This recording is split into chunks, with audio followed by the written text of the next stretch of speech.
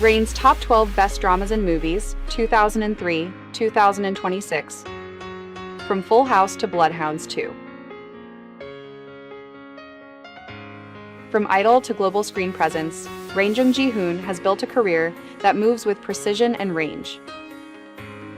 His journey began with Let's Go to School Sang-do in 2003, but it was Full House in 2004 that turned him into a Hallyu phenomenon.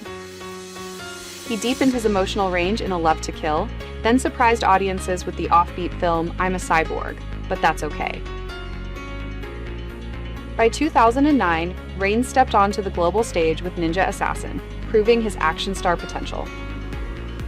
He continued experimenting through Plan B, and later returned with more mature performances in Please Come Back, Mr. and Welcome to Life.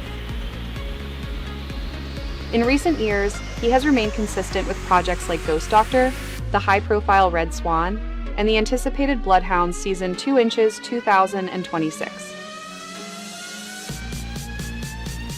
12 works, 1 career.